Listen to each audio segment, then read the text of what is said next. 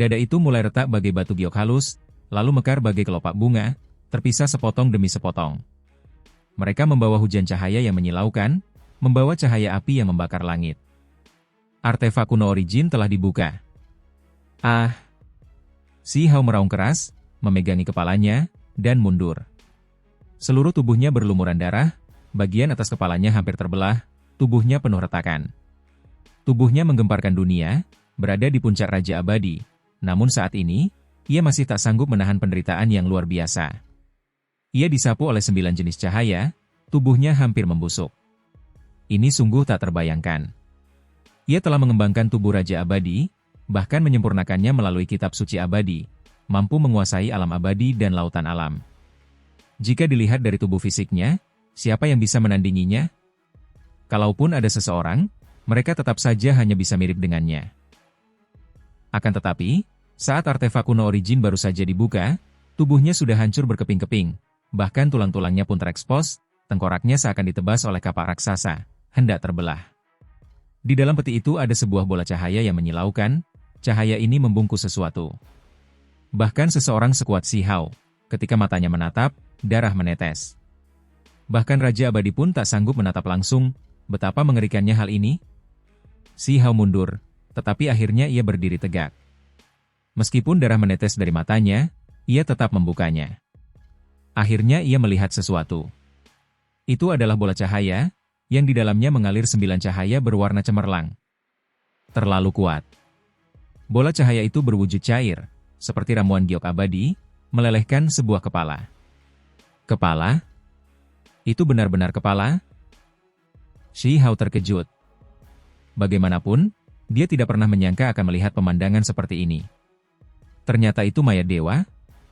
Ada yang tidak beres? Ia menahan rasa sakit yang hebat dengan kuat, menyeka darah di depan matanya. Ia menatapnya lagi, menggunakan mata magisnya yang tak tertandingi dan kesadaran ilahi yang paling kuat untuk melihatnya, berharap untuk melihat apa sebenarnya darah itu. Tengkorak itu tampak samar, berubah menjadi tulang-tulang seputih salju. Tengkorak itu masih terbungkus dalam cahaya 9 warna, tetapi di saat yang sama, terdapat materi gelap yang kuat di tengahnya. Tulang seputih salju dan materi hitam, ketika keduanya diperbandingkan, membentuk pemandangan yang mencolok. Apakah itu mahkota kaisar? Ini suara Si Hao, tubuhnya gemetar, mulai hancur berkeping-keping. Ia ditekan oleh gelombang kekuatan misterius, dan kemudian ia akan sepenuhnya terhapus di sini. Ia yakin jika ada Raja Abadi lain di sini, mereka pasti sudah runtuh, tak tersisa. Bahkan seseorang sekuat dirinya yang telah mengolah kitab suci abadi pun hancur berkeping-keping, siap meledak di sini. Tulang seputih salju itu terbang. Bentuknya seperti mahkota, memancarkan aura sederhana dan kuno serta gelombang martabat yang tak tertandingi, seolah seorang kaisar turun ke dunia. Ini adalah mahkota kekaisaran yang dipoles dari tengkorak, putih bersih dan berkilau, memancarkan cahaya yang aneh dan menyeramkan. Ia menyebarkan cahaya begitu saja, energi 9 warnanya pekat, menghancurkan segalanya. Si Hao tak sanggup lagi menahannya. Tubuhnya bergoyang-goyang, bahkan jiwanya hampir terhapus. Kekuatannya tak tertandingi. Ia mendarat di kepala Si Hao, menyentuh rambut hitamnya, dan bersiap untuk menempatkan dirinya di sana. Mahkota tulang itu berat, bagaikan bintang-bintang tak berujung yang saling bergesekan, bahkan lebih berat lagi bagaikan kosmos yang terkondensasi. Mahkota itu langsung turun dan mendarat di kepala Si Hao. Si Hao menjerit keras. Tengkoraknya retak, remuk hingga hampir hancur. Bahkan jiwa primordialnya pun hampir hancur, hampir ditindas di sini. Ini situasi yang terlalu berbahaya. Sungguh suatu keberuntungan alamiah, ini jelas merupakan situasi kematian yang tak terelakkan. Petir yang dahsyat muncul. Mahkota tulang ini misterius dan kuat. Setelah mendarat di kepala Si Hao, taji-taji tulang bermunculan satu demi satu, menusuk tengkoraknya seolah ingin berakar. Pada saat yang sama, 9 cahaya warna berputar-putar, menyebar ke seluruh tubuh Si Hao. Tentu saja, hal yang paling menakutkan adalah bahwa mahkota putih tanpa noda itu masih memiliki cincin tebal materi hitam yang mengelilinginya, yang ingin berakar di tubuh Si Hao. Si Hao yakin bahwa ini adalah sumber kegelapan, bahkan lebih kuat dari semua materi kegelapan yang pernah dilihatnya sebelumnya, beberapa kali lipatnya. Seutas ini saja sudah cukup untuk mencemari seluruh 3.000 provinsi. Semua ini terjadi dalam sekejap, cepat sampai pada titik di mana seseorang tidak dapat bereaksi. Enyah. Si Hao marah. Mahkota tulang ini meremukkannya hingga seluruh tubuhnya terbelah, menghasilkan taji-taji tulang yang ingin menusuk tubuhnya. Apakah ini mencoba menyedot esensinya atau menyatukannya? Ia memegang peti kayu lapuk itu di tangannya, menghantamkannya ke kepalanya sendiri. Taji-taji tulang itu langsung berterbangan mundur. Dia tidak tahu latar belakang macam apa yang dimiliki peti kayu lapuk ini. Sungguh ajaib. Pada saat yang sama, tangannya yang lain mengacungkan inti pedang abadi, menebas kepalanya. Cahaya pedang melonjak, cahaya kenaikan abadi bersinar. Dengan suara berdentang, pedang itu mendarat di mahkota putih. Seolah-olah ada teriakan ringan yang terdengar dari inti pedang. Bayangan hampa tercipta. Sesosok makhluk duduk di atas peti mati kuno, tampak sangat kesepian di bawah matahari terbenam. Ia menatap bumi luas yang berlumuran darah dan kuburan tak berujung. Pada saat ini, ia tiba-tiba mengangkat kepalanya. Dengan suara dong, setelah mahkota tulang ini terkena inti pedang, ia pun terpisah. Kemudian, gelombang demi gelombang kelopak bunga itu tertutup, kembali menyatu dengan pecahan-pecahan peti itu, bergabung menjadi satu, mengumpulkan mahkota putih di dalamnya, menutupi segalanya. Tempat ini menjadi damai, seolah tak terjadi apa-apa. Dada itu mengalir dengan kecemerlangan yang memukau, naik turun dalam kehampaan. Namun, bagaimana mungkin tidak terjadi apa-apa? Tubuh Si Hao hancur berkeping-keping, jiwa primordialnya meredup. Ia menderita luka serius, hampir mati di sini. Jika Ao Cheng, Tai Si, atau yang lainnya ada di sini, jiwa dan raga mereka pasti sudah lenyap. Kekuatan ini tak tertandingi, sungguh tak terbayangkan. Bagi Si Hao yang mampu bertahan dalam hal ini, hanya dapat dikatakan bahwa ia hampir menantang surga di jalur kultivasinya. Raja Pemakaman, selamat tinggal. Si Hao pergi dengan tergesa-gesa, menyeret tubuhnya yang hancur keluar dari Burial Earth, lalu menghilang. Para Raja Pemakaman semuanya terkejut. Mereka tidak tahu apa yang terjadi, hanya merasakan fluktuasi yang hebat di sana. Mereka semua menggigil dalam hati. Artefak kuno Origin masih ada, jadi mereka tidak terlalu khawatir. Tidak masalah asalkan benda ini tidak hilang. Hanya saja, setiap Raja Pemakaman merasa khawatir, bertanya-tanya apa yang sebenarnya terjadi pada Huang. Ia tampak berlari, seluruh tubuhnya berlumuran darah. Semoga dia baik-baik saja, kata Raja Pemakaman Huo Heng. Si Hao pergi, memasuki laut alam. Ia memilih tempat yang sepi, lalu duduk untuk merawat tubuhnya yang terluka. Namun, keadaan ternyata jauh lebih buruk dari yang dibayangkannya. Seberkas materi kegelapan merasuki jiwanya, menciptakan kekacauan yang tak terkendali. Jiwa primordialnya menjadi keruh, hampir jatuh ke dalam kegelapan. Untaian materi kegelapan ini adalah sumbernya. Ini jauh lebih serius daripada saat ia terkorosi di 3000 provinsi. Di saat yang sama, ada kekuatan misterius yang seolah-olah menghancurkannya, membuatnya terus-menerus batuk darah. Tengkorak dan keempat tulang anggota tubuhnya retak, pemandangan ini sungguh mengerikan. Bahkan jiwanya pun seperti ini, terpecah-pecah, bahkan mungkin hancur. Si Hao juga tegas, roh primordialnya meninggalkan tubuhnya. Ia menghindari untaian materi gelap itu, tidak membiarkannya menggerogoti jiwanya. Pada saat yang sama, gelombang energi esensi intinya juga mengalir deras. Dia menyerahkan cangkang dagingnya. Tak jauh dari sana, gumpalan darah esensi itu sedang menempa kembali tubuh abadi, membangunnya dengan cepat. Roh primordialnya kembali ke dalam. Pada saat yang sama, ia memakan pil abadi 9 warna untuk memelihara dirinya. Ini adalah obat hebat tak tertandingi yang diciptakan dari obat-obatan abadi dan 3 obat kehidupan. Tungku obat ini akan membuat mata raja abadi manapun memerah. Itu karena hanya ada satu orang dari zaman runtuhnya kaisar yang memurnikan satu batch selain batch ini, dan efek obat ini begitu dahsyat. Meskipun demikian, tubuh Si Hao yang baru terbentuk masih berlumuran darah, menahan gelombang kekuatan misterius. Terutama sumber kegelapan yang tak bisa ia hancurkan sepenuhnya. Di kejauhan, tubuh Si Hao terpecah menjadi beberapa bagian, seutas sumber kegelapan berputar-putar di sana. Menghilang. Si Hao meraung keras. Ia menyerang tubuh lama yang telah ia tinggalkan, takut ia akan jatuh ke dalam kegelapan dan kemudian melahirkan roh primordial baru. Tinjunya menghancurkan tubuhnya yang terlantar, menghasilkan semburan darah di sana. Untaian kegelapan itu berkibar-kibar. Si Hao mengamatinya dengan saksama. Ia mengerahkan kekuatan magis yang luar biasa, menekannya, menyegelnya. Ini seperti bermain api. Satu kesalahan saja, dan ia akan selamanya terjerumus ke dalam kegelapan, sulit baginya untuk berjuang bebas dari takdir itu.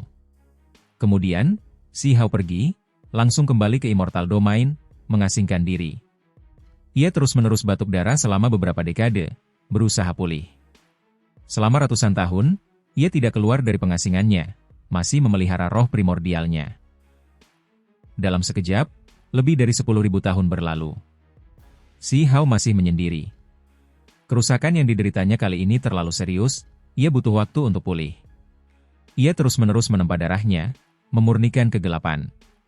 Pada saat yang sama, ia memurnikan jiwa karena takut meninggalkan dendam di masa depan. Ia tak ingin sesuatu yang tak terduga terjadi. Selama proses ini, gua tempat dia diasingkan memiliki cahaya abadi yang terus-menerus memancar ke langit, disertai dengan pancaran darah, yang memicu fluktuasi yang mengerikan. Setiap kali seorang raja abadi melihat pemandangan ini, semua orang terkejut. Apakah Huang terluka? Luka macam apa ini yang membutuhkan waktu 10.000 tahun untuk pulih, dan hingga kini belum pulih sepenuhnya? Si Hao tidak memiliki kekuatan untuk bertarung. Selama periode ini, Laut Alam mengalami kekacauan besar, sekelompok besar makhluk kuat kembali, bahkan membantai jalan mereka menuju domain abadi. Dewa Willow Kegelapan dan nomor 2 di bawah langit membantu Si Hao melawan mereka.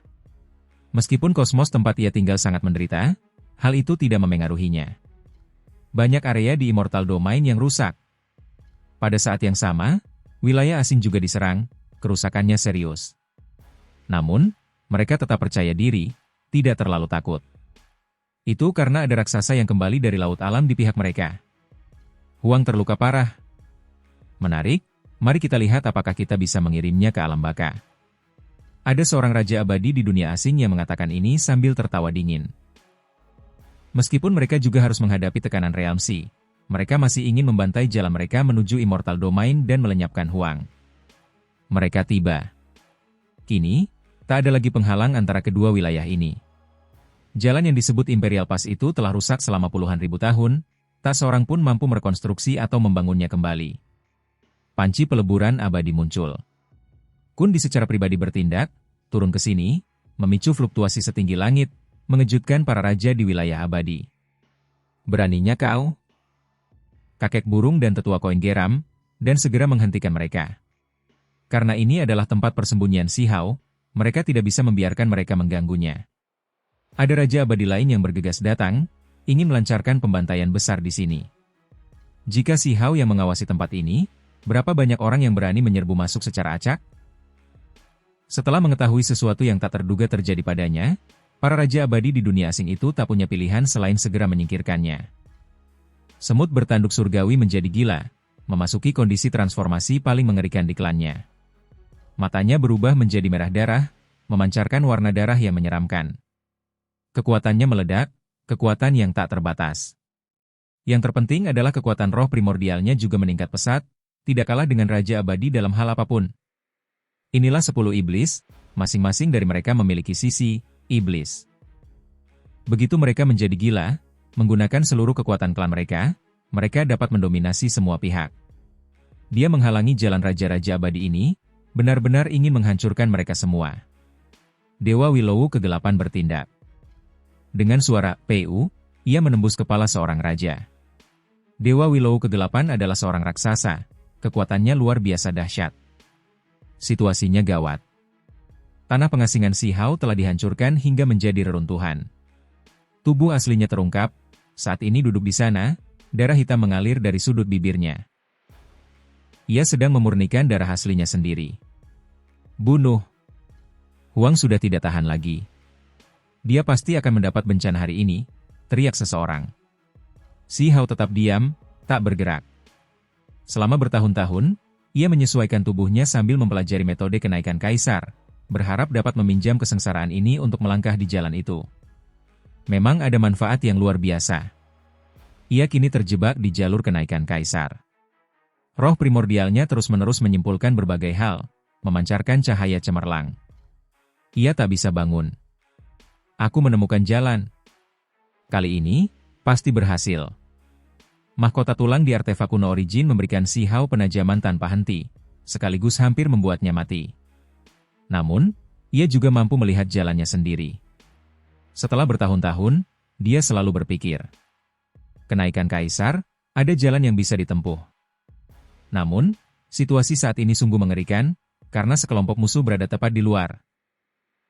Dalam situasi seperti ini, satu kesalahan saja dan Si Hao akan menderita bencana.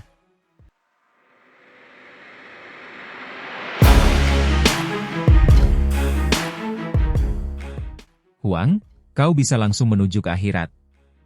Suara Kundi terdengar. Beberapa raja abadi mengepung Dewa Willow kegelapan, mencegahnya menyerbu. Kundi bergegas mendekat dengan periuk peleburan abadi di tangan, menekan ke depan. Dia raksasa, yang saat ini sedang menyapu segalanya. Raja-raja abadi lainnya tak mampu menghentikannya sama sekali. Misalnya, Golden Furhou terlambat terkena serangan telapak tangannya hingga ia batuk darah. Saat hendak menyerang, ia dihantam oleh seberkas cahaya abadi dari Immortal Smelting Pot, tubuhnya terbelah dua. Ia meraung sambil terguling ke belakang. Kekuatan sihir Kundi tidak ada habisnya, kekuatannya yang abadi menggemparkan dunia. Kakek burung dan tetua koin langsung panik. Mereka bertarung dengan panik, menyerbu ke depan. Mereka menahan luka-luka berat, menghadapi periuk peleburan abadi secara langsung. Tempat ini meletus dengan gemilang, cahaya abadi bergejolak. Orang tua, serahkan nyawamu. Jangan pernah berpikir untuk melukai saudaraku. Semut bertanduk surgawi meraung, matanya berubah merah padam. Ia menerjang maju dengan ganas. Ia menahan serangan dari seseorang di belakangnya, dan langsung menyerbu ke depan, mencoba menghentikan Kundi.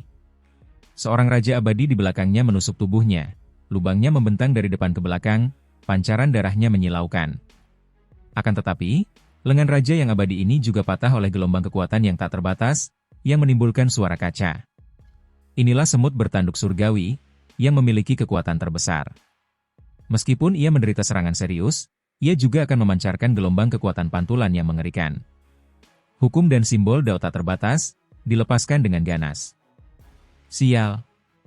Semut bertanduk surgawi menyerbu, menghantam periuk peleburan abadi. Lengannya berubah keemasan, memperlihatkan kekuatan yang luar biasa. Hukum alam bergulat, mengerikan tak tertandingi. Justru serangan tanpa ampun inilah yang menghentikan Immortal Smelting Pot. Kalau tidak, pasti akan melukai Si Hao, dan akibatnya terlalu mengerikan untuk dibayangkan. Namun, semut tanduk surgawi pun tak mampu bertahan lagi setelah serangan ini. Matanya semakin merah, darah mengucur deras dari ketujuh lubangnya. Lengannya kejang-kejang, tulang-tulangnya retak. Kundi adalah raksasa, kekuatan magisnya tak terbatas. Senjata yang ia aktifkan, setiap serangan acak memiliki kekuatan penghancur langit dan bumi. Kalian semua, enyahlah. Aku ingin membunuh Huang, tak seorang pun bisa menghentikanku. Kundi meraung. Rambutnya berkilau. Tubuhnya kurus dan keriput, tetapi ada aura yang tak tertandingi dalam dirinya. Pupil matanya seperti salib perak. Energi darahnya melonjak, dengan mengangkat tangannya, ia akan mampu menghancurkan semua kehidupan di dunia ini. Ia menyerang ke depan, ingin membunuh Si Hao. Dewa Willow kegelapan menghadapinya. Setelah meletus dengan kekuatan, lebih dari 10.000 cabang Willow menyelimuti segalanya dengan rapat, membombardir musuh di sekitarnya, disertai kilat kegelapan, menyapu ke segala arah.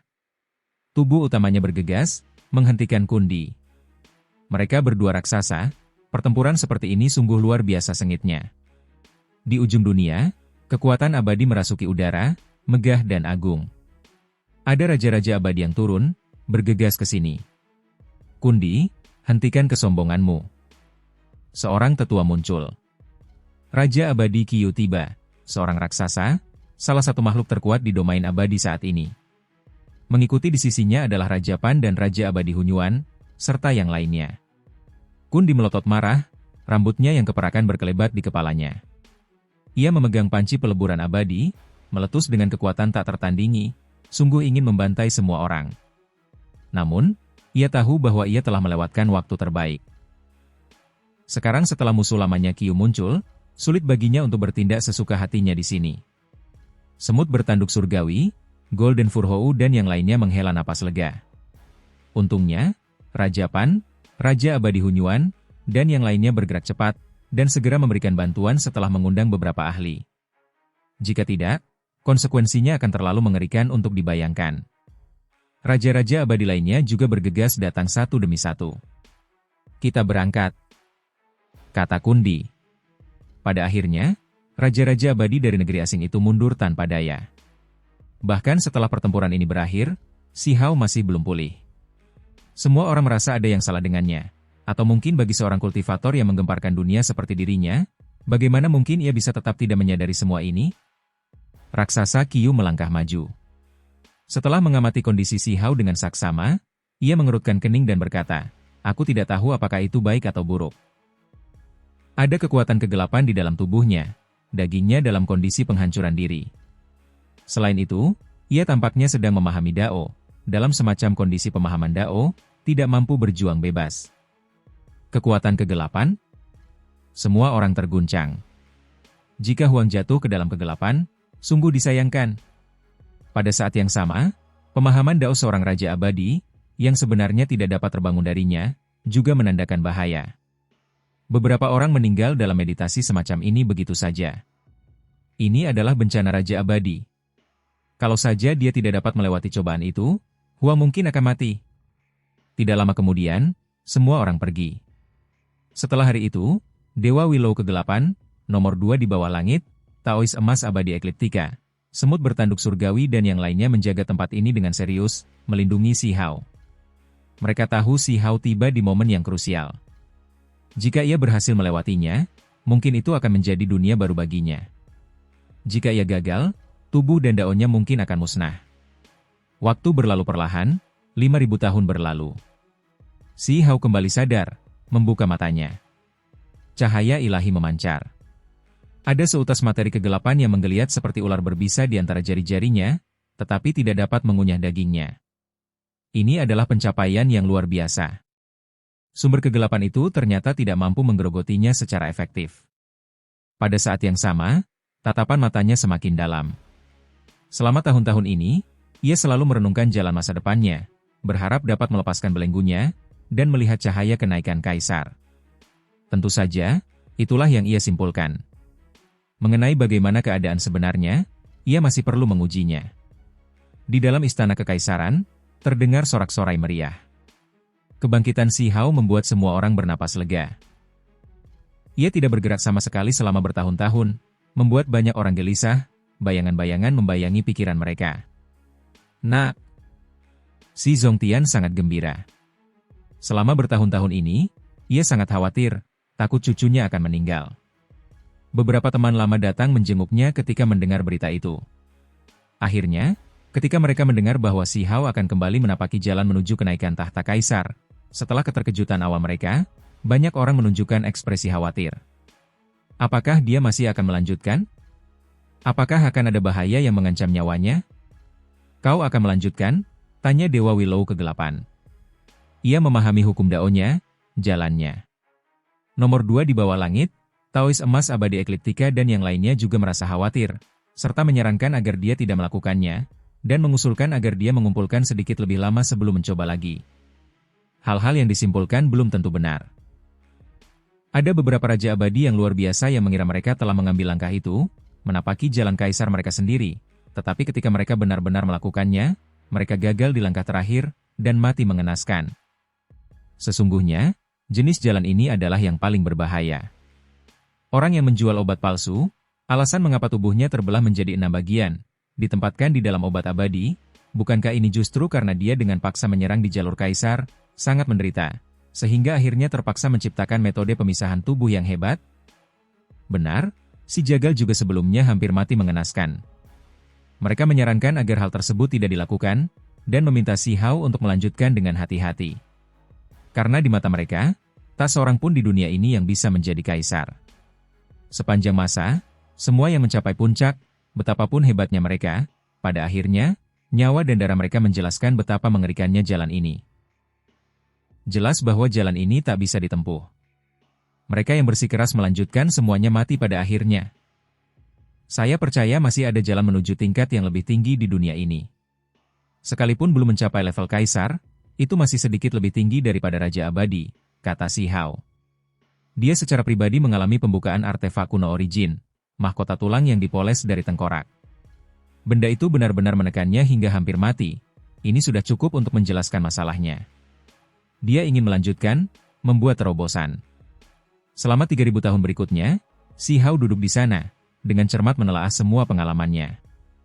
Ia yakin pasti akan ada semacam terobosan kali ini. Jalanku justru untuk menyempurnakan hukumku sendiri, gumam Si Hao dalam hati. Ia kini mampu mendominasi semua yang menghalangi jalannya. Kemampuan daonya sudah berada di puncak alam raja abadi. Alasan ia mampu melakukan ini adalah karena ia telah membangun 6 alam rahasia besar, benar-benar melangkah di jalannya sendiri. Sekarang, dia ingin menyempurnakannya lebih jauh, menyerbu ke alam kaisar. Sebelumnya, Si Hao ingin membuka alam rahasia besar ke-7, tetapi ia akhirnya gagal dan tidak dapat menemukan cara apapun. Ketika ia ditekan oleh mahkota tulang, hampir kehilangan nyawanya. Ia sebelumnya melihat bola cahaya di atas kepalanya, sosok kecil yang duduk di sana. Bola itu meraung bersamanya, terus-menerus ditekan. Pada saat itu, ketika ditekan hingga hampir mati, dia merasakan kekuatannya meningkat sedikit, yang untuk sementara memungkinkan dia menahan mahkota tulang. Dewa 3 kaki di atas kepala, ini bukan titik akhir. Ia harus kembali ke tempatnya semula, menyatu denganku, kata Si Hao. Bola cahaya di atasnya bisa menyebarkan hujan cahaya, melindunginya, dan membuat tubuhnya kebal terhadap segala cara. Namun, ini seharusnya bukan ranah rahasia terakhir. Dia merasa seperti alam rahasia ini pada akhirnya harus kembali ke dalam tubuhnya. Namun, ketika ia menguji berbagai hal, dan benar-benar ingin menggabungkannya, ia justru merasa sedikit putus asa. Ia tidak bisa melakukan apa yang diinginkannya. Bola cahaya itu bisa dipindahkan ke dalam tubuhnya, tetapi untuk benar-benar menyatu terlalu sulit. Ia tak punya cara untuk melakukannya. Huang bangkit kembali, tetapi tidak membantai jalannya menuju dunia asing. Hal ini membuat kelompok Raja Abadi ragu. Berdasarkan pengetahuan mereka, pemuda yang sedang naik daun ini sangat kuat. Setelah diserang oleh mereka, dia sebenarnya tidak datang mengetuk pintu mereka. Ini tidak masuk akal. Kenyataannya, Si Hao sangat marah. Ia memutuskan untuk menyerang saat terobosan, lalu melancarkan pembantaian besar-besaran di wilayah asing, menyapu bersih semua raja, dan menyelesaikan masalah sepenuhnya. Jika orang lain tahu apa yang dipikirkannya, mereka pasti akan tercengang. Dia ingin langsung menyapu bersih raja-raja dunia asing? Seberani apa dia? Si Hao tidak memiliki sedikitpun kesan baik terhadap dunia asing. Raja-raja abadi itu, demi apa yang disebut benih kunci, telah melakukan kejahatan yang terlalu serius. Kalau mereka hanya membunuh para pembudidaya, itu lain hal, tapi mereka melakukan pembantaian, Anlan bahkan merebut provinsi dosa, menyebabkan semua makhluk itu musnah, jatuh ke dalam kegelapan. Sementara itu, ini masih merupakan peristiwa skala kecil. Di masa lalu, selama pertempuran Immortal Ancient, hampir semua klan di 9 langit 10 bumi musnah, hanya sebagian makhluk yang lolos dari bencana. Setelah pertempuran itu, seluruh dunia memasuki keheningan yang mematikan. Itu karena semua makhluk normal dibantai habis-habisan. Hanya setelah mengalami pemeliharaan selama bertahun-tahun yang tak berujung, alam ini pulih. Namun, hal ini juga menciptakan zaman yang terfragmentasi. Langit dan bumi hancur, bahkan kenaikan abadi pun mustahil, seluruh sistem rusak. Banyak kultivator tidak dapat maju ke tingkat yang lebih tinggi. Si Hao keluar dari pengasingannya, menjelajahi dunia, merasakan segala sesuatu di sekitarnya. Ia menatap langit. Jalan kaisar ini, bisakah ia berhasil? Aku bisa, katanya dengan sangat tegas. Jalur kultivasi, ini adalah sesuatu yang dikejar semua klan, wajar saja jika sulit. Dao agung mana yang bisa langsung berhasil? Kita perlu menebas duri dan duri, untuk menapaki jalan darah. Ekspresi Si Hao berubah tegas. Ia telah membuat keputusan, bersiap untuk menerobos. Dewa yang 3 kaki di atas kepalaku, itulah rohku. Ia berada di luar tubuhku, bersemayam di atas kepalaku. Ketika ia kembali ke tubuhku, aku akan dapat memanfaatkan kekuatannya, pikiran dan tubuh menyatu menjadi satu. Si Hao akan dengan paksa menapaki jalan ini. Ini jalan berlumuran darah, bukan jalan datar. Ia harus membuka jalan baru, diiringi nyanyian kepahitan. Hari itu, setelah Si Hao kembali, dia bersiap untuk menyerang dengan kuat di jalur kaisar, bersiap untuk menerobos level raja. Kenapa kamu terburu-buru? Terlalu berbahaya. Bagaimana kalau Kundi muncul lagi saat kamu sedang menerobos? Nomor 2 di bawah langit khawatir. Kau harus mengundang Raja Pan, Raja Abadi Hunyuan, dan yang lainnya untuk membantu melindungimu, kata Taois Emas Abadi Ekliptika. Tidak ada salahnya. Aku sebenarnya ingin mereka semua turun ke sini. Mata Si Hao berbinar-binar. Kemudian, ia mulai menyerang hingga batasnya. Ia duduk di kehampaan, seluruh tubuhnya dipenuhi energi darah yang tak terbatas, mulai menapaki jalan kaisarnya sendiri. Terlihat bahwa kelima alam rahasia Si Hao mulai bersinar, menghasilkan rantai-rantai keteraturan ilahi yang tak berujung. Rantai-rantai itu berdempetan, menyerbu bola cahaya yang berputar-putar di atas kepalanya. Ini bukan sentuhan biasa, melainkan penyatuan. Bola cahaya, roh, itu akan menyatu ke dalam tubuhnya, menyatu dengannya. Rasanya seperti langit dan bumi terbelah. Dunia ini bergetar, kekacauan purba menyebar, mengguncang alam abadi. Para ahli dari segala penjuru terkejut, karena aktivitas ini terlalu dahsyat. Apa yang sedang dilakukan teman kecil ini? Kekuatan seperti ini sungguh luar biasa.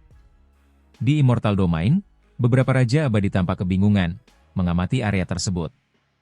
Mereka semua menunjukkan ekspresi terkejut. Dia ingin menjadi kaisar, menerobos kerajaan.